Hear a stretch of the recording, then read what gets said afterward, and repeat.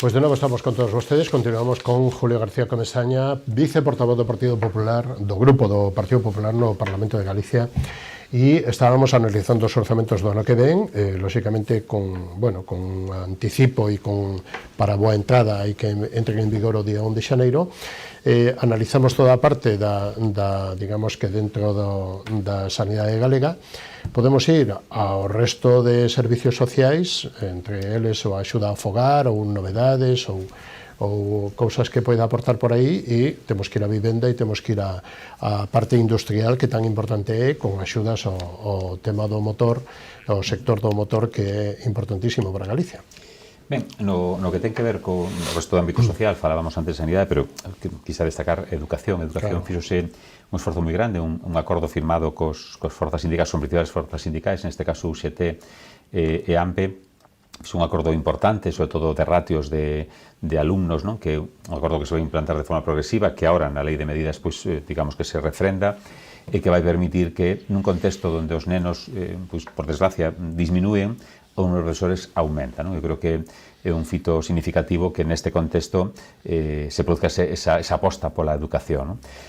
Tanto é así que os resultados o avalan, non? Estamos vendo estes días resultados do informe PISA destes meses atrás que confirman que Galicia ten uns resultados excelentes. Veíamos estes días os resultados tamén no ámbito da ensinanza de idioma estranxeiro, neste caso de inglés, que tamén Galicia é a comunidade autónoma con mellores resultados do inglés. Bueno, creo que son datos que avalan ese esforzo que está facendo a Xunta de Galicia na educación e que, por suposto, nos anima a seguir nesa liña, non? Logo, no ámbito da política social, bueno, pues, dende logo, é unha cousa super importante para nós, que se reflicte tamén, como digo, nos presupostos, e que ten novedades importantes este ano. Tamén é certo que todo o tema da simplificación do procedimento do recoñecemento da dependencia ou da discapacidade, precisamente estamos todos os días debatindo no Parlamento, na lei de medidas decía mecanismos de facer compatible no mesmo acto a declaración de dependencia e a declaración de discapacidade, tanto a nova declaración como a renovación, cando por algún motivo o cidadán empeora a situación de súpeto, que a veces ocurre, tamén poder facer esa renovación de xeito áxil. En eso, como digo, estamos, creo que un feito importante, non?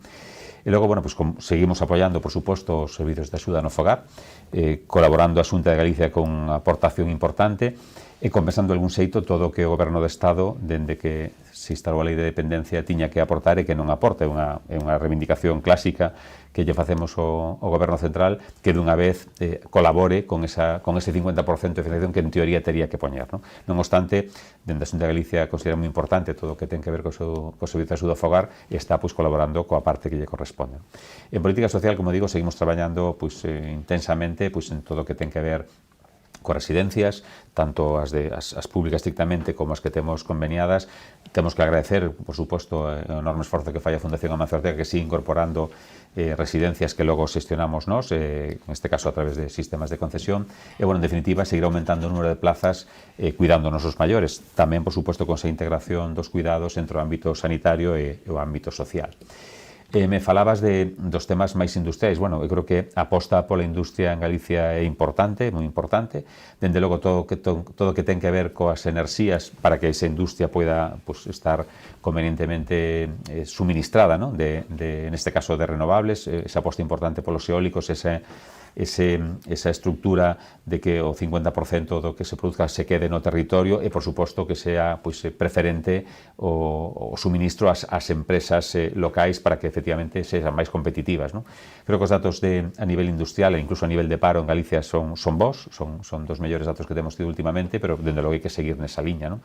É fundamental, decías, no tema do sector do automóbil, a ver se somos capaces de ver por fin esa infraestructura que Stellantis precisa de esa liña de alta tensión.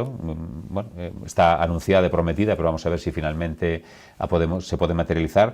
Unhas axudas ao sector da automoción que este goberno ten claro que é unha aposta fundamental e, de feito, falamos de axudas en total ao sector de máis de 80 millóns de euros para dinamizalo e poder facer que a industria automóvil en Galicia siga sendo unha industria referente como é. Claro, e o peso que ten.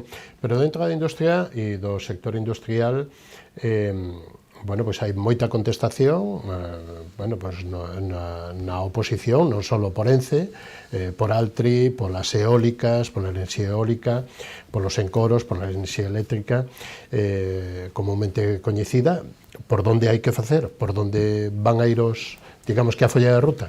Bueno, eu creo que o demostramos xa neste último ano e hai que seguir nesa liña, non?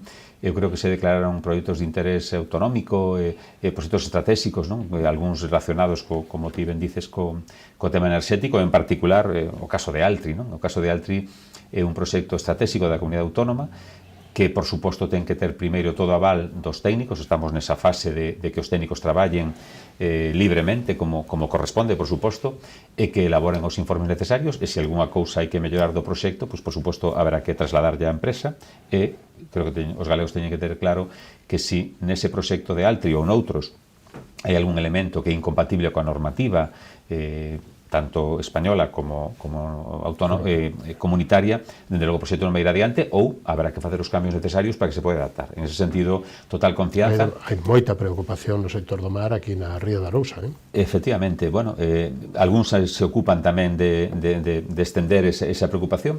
Eu creo que, o que decía, temos que velar porque ou transmitir esa confianza aos galegos e as galegas de que os técnicos están evaluando o proxecto que presentou Altri, que ademais o presentou, eu creo que nun momento axeitado. Altri non presentou o proxecto en campaña electoral, porque podería parecer que se estaba xogando con un tema electoralista, e unha vez rematadas as eleccións, publicou no portal de transparencia o seu proxecto, que os do bloque decían que leran en moi pouco tempo. Bueno, pues está aí disponible para que quedara a ler, e sobre todo o están leendo e analizando pormenorizadamente os técnicos das distintas consellerías en emitir os informes. Se algún dato, algún parámetro, algunha hipótese de traballo non cumple ou ten algún tipo de risco, eu estou convencido de que os técnicos correspondentes farán ou cambiar ese parámetro, ou correxilo, ou finalmente decir que eso non pode ser. Pero ese análisis está se facendo, eu o que pido é confianza neses técnicos. Mentras tanto, que está facendo o Bloque e incluso o Partido Socialista? Bueno, pois xogar a ambigüedade, o Bloque xogando claramente a desinformación, convocando concentracións donde ás veces van os mesmos sempre. Teño que recordar que esas alegacións que se presentaron eran prácticamente todas a mesma, e seguramente, se analizara de que parte de Galicia son, pois seguramente da comarca do Ulloa moi pouquiñas, ou mellor hai moitas máis en Vigo que na Ulloa, non? Bueno, é o seu papel, o Bloque Nacionalista Galego pois quere eólicas sin muiños, quere fotovoltaicas sin paneles solares, quere empresas hidroeléctricas sin encoros. En definitiva, quere todo, pero ao mesmo tempo non quere nada, non? Nos o que pedimos é que se respete os técnicos, e que creemos que Galicia ten unha oportunidade no ámbito das renovables e en moitos outros ámbitos, pero por xeografía, por ubicación. Mire, o vento é un factor clave, non? Hai comunidades autónomas que están aproveitando esa ocasión, Aragón, por exemplo, para facer ali polos de atracción de sectores como as tecnolóxicas, non? Que teñen no vento, nos metros cuadrados para facer centros de procesos de datos, unha oportunidade increíble, non? Nos temos vento, temos sol, temos mar, temos moitísimas elementos naturales que, con sentido común, con raciocinio, poden beneficiar os galegos e as galegas, e tamén as empresas que poden tamén ter un elemento de competitividade nesa ubicación na nosa xeografía, non? E o sector forestal, que é importantísimo, claro. Por suposto. A ver, volvendo ao tema de Altri, non? Está demostrado, e os datos así o avalan, que Galicia ten capacidade suficiente para producir esa pasta de celulosa, que sería clave nun proceso circular, non? Unha das grandes ventaxas que ten o proxecto de Altri é que seríamos capaces de producir un tecido, o liocel, que permitiría que a industria textil, que en Galicia é o que é, unha empresa de moitísimo puxanza e moitísimo peso, pois pudera nutrirse dese material, non? aproveitando precisamente esa capacidade forestal que temos e aproveitando ese eucalipto que en Galicia non somos capaces de obter, de procesar completamente. Hai unha parte importante do eucalipto que se produce en Galicia que se vai fora. Altri ven aquí porque aquí hai eucalipto, non é que cando aquí este Altri hai que plantar máis eucaliptos, non. Os eucaliptos que temos en Galicia son suficientes para que Altri produzca esas toneladas de pasta de urosa que, por certo, eran os datos que manexamos cando o proxecto se presentou. Eu animo a calquera que vexa a proposición non de lei que presentamos no Parlamento antes das eleccións, onde se fala dos empregos que vai producir Altri, da cantidade de celulosa que se vai producir, que son exactamente os mesmos que despois Altri presentou no seu documento. Bueno, creo que é unha oportunidade moi boa de facer ese peche do círculo, de ter unha produción de pasta de celulosa importante que se poda convertir a través dunha empresa totalmente innovadora en tecido e, como decía, alimentar esa industria textil que tan forte nos fai. E os parques eólicos que están, lóxicamente, moitos paralizados pola xusticia por recursos, por grupos ecoloxistas ou asociacións ou colectivos e tal, cal é a salida desta rotonda, porque senón, lóxicamente, todo o sector empresarial e as asociacións de empresarios están preocupadas e Galicia está perdendo o tren. Bueno, eu creo que efectivamente Galicia leva un tempo a ralentí no ámbito eólico. Temos, ademais, un sector de moito coñecemento, temos profesionales moi ben formados neste sector que teñen traballado fora de Galicia e, sin embargo, non podían traballar aquí, non? Eu creo que se dá un paso importante agora con este novo plan sectorial eólico que está empezando a desenvolverse, tamén co que está contemplado na normativa dos presupostos en lei de medidas para empezar a desbloquear o tema dos eólicos, por suposto, máximo respeto ás sentencias judiciais e tamén, como saben, hai un problema co Tribunal de Justicia da Unión Europea, que hai un problema na interpretación que se pode facer de algúns procedimentos no dar realta aos parques. Confiamos en que ese tema se resolva o máis axiña posible e que efectivamente non teñamos parques pendientes de resolución e que podamos canto antes retomar ese ritmo e que os eólicos sexan, como decía antes, unha oportunidade para os galegos e as galegas e tamén, insisto, para a nosa industria. Ter moi preto da ubicación de industrias punteiras fontes de enerxía limpia, renovable, que podamos beneficiarnos, nese sentido vai estas modificacións da lei e do plan sectorial eólico para poder conseguir eses beneficios, tanto os galegos como as empresas galegas. Da industria do metal ou da industria forestal imos á industria da costa. Como está a lei do litoral e en que fase está o proceso do goberno central? Bueno, pois despois dun proceso longo de reclamar unhas competencias que lonxe de ter o apoio maioritario da oposición e do Bloque Nacionalista Galego, por exemplo, un partido que nos di que nunca reclamamos ninguna competencia, pois despois de reclamalas, obter de entrada ou non do goberno para despois, a través do Constitucional, ter ese respaldo, pois o que estamos pendientes de pechar esa comisión mixta. Os primeiros contactos non son especialmente positivos, pero confiamos en que, efectivamente, esa competencia e, sobre todo, os recursos para desenvolvela, que ahora están na man do Estado, puedan estar en Galicia e podamos, de verdade, empezar a obter eses beneficios desa xestión máis cercana que o que pedíamos con esta lei do litoral galega, non? Claro, que tanto afecta, que tanto preocupou a toda a industria e a todo o sector do mar, transformador, depurador, etc. ¿no? Bueno, creo que o sector mar e industria pasou unha tempada realmente preocupada, e nós tamén, dende o goberno e tamén dende o Partido Popular, preocupados con ese bloqueo de moitas situacións que se daban, esas dúbidas sobre as concesións, esas dúbidas sobre certas empresas moi preto da liña costeira, e creo que, agora hai un horizonte de moita máis confianza, de moita máis seguridade xurídica, e confío en que, unha vez, como digo, esas transferencias e eses medios incorporados ao goberno galego, podamos empezar a ver xa unha confianza maior neste sector, en que todo o modelo tradicional de vida galego, especialmente no ámbito da costa, podamos non só mantelo, sino que melloralo incluso, non? E seguimos a horta e o campo e o agro. Aquí temos moito viño, e do bo.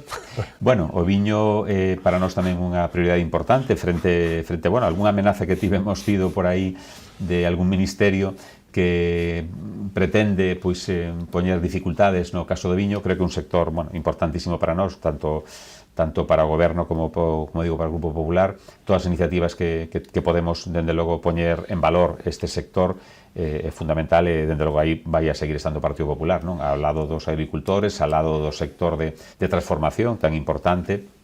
E, bueno, pois, en definitiva, o agro, o sector marindustria, o ámbito forestal, todo iso que fai un pouco a seña de identidade dos galegos e das galegas, por suposto, seguir mantendo, e que esa é unha oportunidade de traballo, por suposto, a gandería, faltaría máis, para intentar tamén que ese é un sector onde a xente máis nova poida engancharse e traballar nesas medidas para que o rural siga sendo o rural e non siga avanzando esa situación de que, ao final, a xente ve nas cidades moitos máis recursos, non?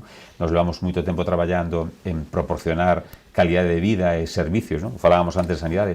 En calquera dos 313 concellos de Galicia hai un centro de saúde, en calquera dos 313 concellos hai un centro social. En definitiva, bueno, que todos os recursos estén en calquera parte de Galicia e non solamente nas grandes cidades, que tamén, por suposto, porque hai moita xente vivindo aí, pero traballando intensamente en recuperar esas aldeas modelo, falando da vivenda, hai moitas axudas para a realización de vivenda en núcleos allados, para promover que a xente máis nova pode ir a estes núcleos e ir recuperando. E, dende logo, tamén traballamos moito en algo esencial, que é a conectividade. Non podemos falar do medio rural se despois chegamos ali e non hai conectividade. Non hai medio de vida. Claro. Se o rural ten medio de vida, e o medio de vida, digamos que é agradable ou sostible, aí vai xente. Sí, pero eu engado unha cousa, que vayas ao rural e, ademais, podas, dende ese posto no rural, conectarte ao mundo, claro, a través de internet, e podas vender os teus servicios ou teletraballar ou muitísimas cousas. Ter as mesmas condicións que se estuveras en Vigo ou estuveras nunha cidade. Neso hai un traballo intenso, neste caso da Antega, da Xencia de Modernización, claro, para, bueno, loitar. Hai fondos europeos para isto. É certo que non están chegando como deberán chegar. Aquí, neste caso, o Ministerio quedouse coa xestión destes fondos e nos está costando en algún sitio que, efectivamente, a fibra de alta velocidade este chegando, non? Pero, bueno, vamos a seguir traballando nesta liña. A fibra ou o aire, non? Sí, a antena, as ondas. Básicamente, a fibra é o objetivo fundamental. Hai un proxecto que se chama Único da Unión Europea para conseguir que todas as vivendas teñan ese acceso. Como digo, temos dificultades en algún sitio, pero aí, dende logo, vamos a seguir traballando intensamente para que, do mesmo xeito que chega a liña de cobre convencional, podamos ter fibra de alta conectividade, e, como decía, que ningún galego ou galega perda unha oportunidade por vivir no rural, non? E que a Galicia calidade que chamamos dos produtos ou dos produtos agroalimentarios, ou a lei de calidade alimentaria, que, lóxicamente, que nos leva os nosos produtos ou polo mundo adiante, non falemos máis que do viño que podemos ter aquí nestas comarcas, pois é un medio de vida e un medio de desenvolvemento rural, porque fixe a población, fixe a man de obra, fixe traballo, fixe investimentos, etc. Totalmente. Pero, nese sentido, aí a conectividade é unha peza fundamental para, como decías ti, ter as mesmas posibilidades que calquer persona en calquer lugar do mundo, que é do que vai agora. Agora, casi máis importante que as vías de comunicación físicas son as vías de comunicación, neste caso, informáticas, non? Virtuais, que son fundamentales para que calquera galego desde calquer sitio da nosa rexión poida competir con calquera. E que vai facer a administración local para baixar impostos, para baixar os trámites administrativos para os emprendedores? Bueno, no caso dos impostos, creo que unha vez máis este ano vai se ver reflectido a política da Xunta de Galicia, do Grupo Parlamentario Popular e do propio Goberno nos impostos. Nos seguimos ano tras ano baixando os impostos. Este ano volvemos a baixar o imposto de sucesións, en este caso engadindo o grado terceiro, en este caso os curmáns, non? Que estén exentos por debaixo deses 25.000 euros, ou, bueno, traballando en reduccións, por exemplo, considerando familias numerosas, as familias con 2 fillos, e múltiples axudas. O ano pasado pusemos as axudas aos coches de segunda man, e, bueno, hai moitas axudas. De feito, dende o ano 2016 levamos conseguido que os galegos e as galegas estén pagando casi 280 millóns de euros menos na recaudación cada ano, non?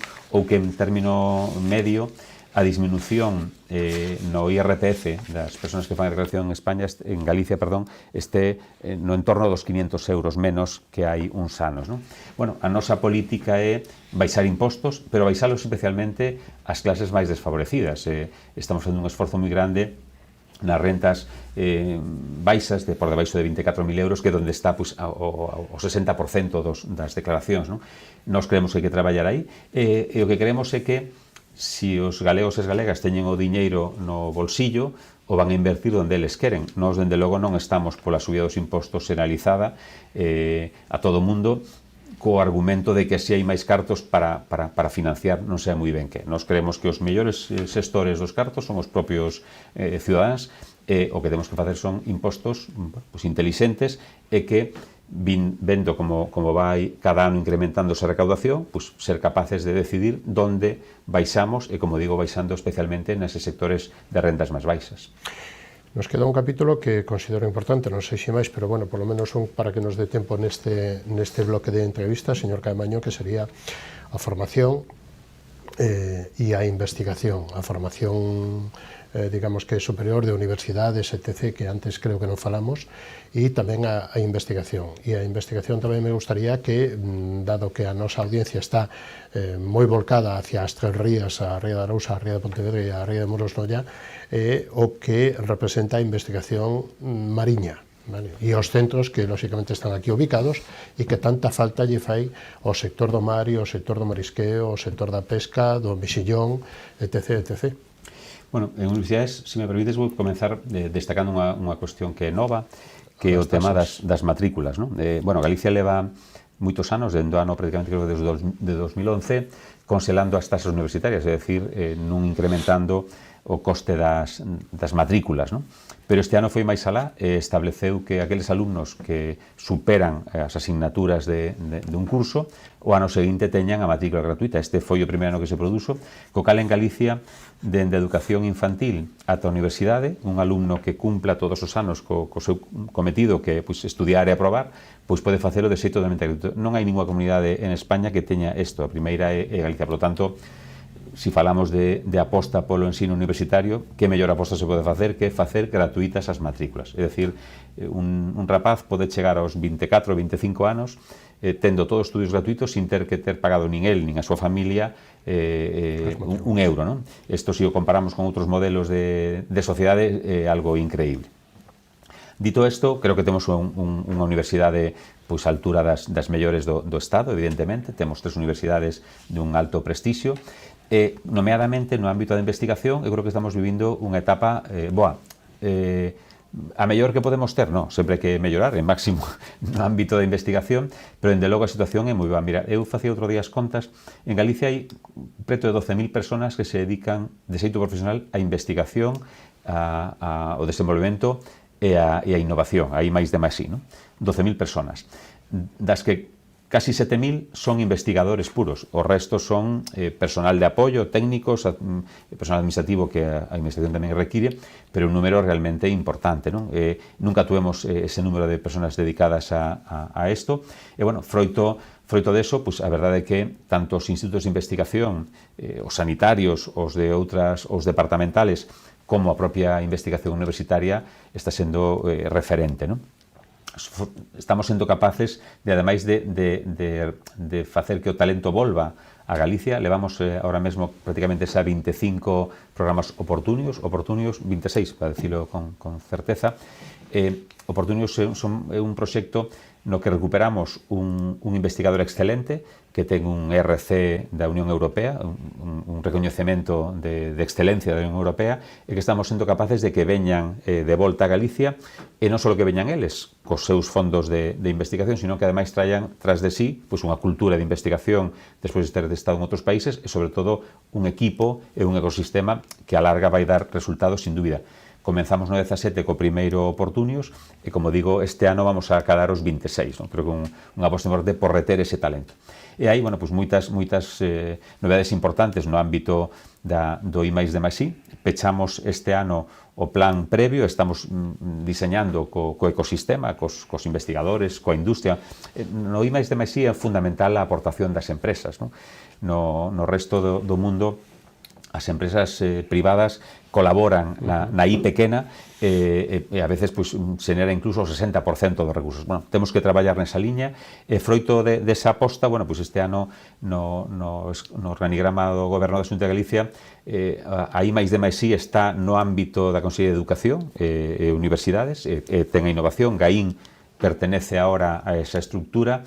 Bueno, Gaín este ano ten un incremento dun 14% do seu presuposto, é dicir, estamos nuns valores moi aceitados, deixando ademais unha pequena parte da innovación empresarial na Consellería de Industria por o polo de Rozas e algunha cousa que eles están facendo e que vai seguir, pero dende logo a coordinación vai se facer de xeito, como digo, xeneralizado e transversal dende Gaín. En definitiva, unha aposta importante por esa investigación, por esa innovación que comentabas, e especialmente no ámbito do sector primario ou do primeiro sector, non? Que como a veces algún lle chaman agora, pois todo o que ten que ver con institutos do mar, o CEDMAR, por exemplo, os institutos de investigación agraria, que tamén Galicia os ten moi bons, a relación coas universidades no ámbito mariño son ahora mesmo pois un foco de atracción desa inversión e desa atención que, como decíamos, estamos poñendo dende a Xunta de Galicia. E quedaría unha parte, porque se nos está indo o tempo, e acaba de chegar o presidente do viaxe a Brasil e a chamada aos retornados, non? Bueno, Galicia necesita, non? Sí, a verdade é que temos un problema nós, todo o mundo decíamos antes do ámbito sanitario, pero podíamos estendelo a moitos outros ámbitos, non? É importante retornar, e cando falamos de retornar, teño que ir ao programa Retorna. O programa Retorna é un proxecto moi ambicioso que precisamente consiste en tanto galegos orixinarios como descendentes de galegos poidan poñerse os mecanismos para que volvan. Como se fai? Bueno, pois se fai localizándose en algún caso en orixen, dándolle formación en orixen para determinados perfiles de traballo que nos tenen aquí. Eu coñezo casos de formación que se ten dado ali para profesións concretas que se dá no país de orixen e despois veñen aquí con un nivel de integración e de apoio. Todo o Goberno da Xunta traballa pois, para temas de vivenda, para temas de integración social, para temas de educación, temas de sanitarios, para que esas persoas e as súas familias que volvan para aquí pois tean pois, o mellor acollidos posible, non? Incluso pois, con apoio económico en algúns casos e con todas as axudas que temos para todos os que están en Galicia, en particular para os que volven. Creo que un proxecto moi interesante e que está a permitir que un número importante de galegos ou fillos de galegos estén a volver nun momento no que Europa, España e Galicia necesita man de obra pois con formación, non? Claro, incluso moita de la cualificada. Claro. Moita cualificada, sí. Señor Comesaña, foi un placer contar con vostede nesta edición de Falemos. Ten vostede unha última intervención para contar o que vostede queira ou que eu non lle preguntei ou deixar un mensaxe para a audiencia de Canal Rías Baixas. Bueno, pois, se me permites, agradecervos a Canal Rías Baixas a posibilidade de estar aquí hoxe conservando con vos. A verdade é que eu creo que este tipo de canales máis cercanos, non, á población son fundamentales. Eu creo que unha cousa, falamos ao principio, no, da crispación, do entorno, bueno, eu creo que é importante que os ciudadanos desta comarca e de outras comarcas teñan referencias cercanas que falen das cousas que lle importan, que podan ver pois, aquí opinando veciños ou xente que van a falar das cousas que son máis cercanas a eles, e creo que facedes un traballo importantísimo, bueno, de información, sobre todo, pero tamén de acompañar a veciños como esta comarca, pois, incluso, se me apuras, hasta coa publicidade que facedes das empresas locales, bueno, un ecosistema, unha forma de traballar pois diferente a outras, complementaria. Eu quero darvos os parabéns por ese traballo que facedes e por permitirme, neste caso, que un humilde viceportavoz do Grupo Popular pois te aquí os contando un pouco o que facemos todos os días no Parlamento, non? E invitarvos, por suposto, a ir ao Parlamento cando queirades, a vos e a calquera da audiencia para ver máis de preto o que facemos ali. Encantado. Como lle vai estos 9 meses con este cambio de perfil de ex-conselleiro a viceportavoz? Bueno, eu son sempre optimista e trato de aproveitar calquera ocasión. É un momento excelente para para aprender de moitas cousas. Eu ao Parlamento iba pois cada 15 días cando me chamaban e agora estou ali máis tempo e podo profundizar un poquinho máis nele. A verdade que é un mundo apasionante e, dende logo, ali para axudar aos galegos e galegos, en particular os de Pontevedra, que por onde son diputados, que encantados.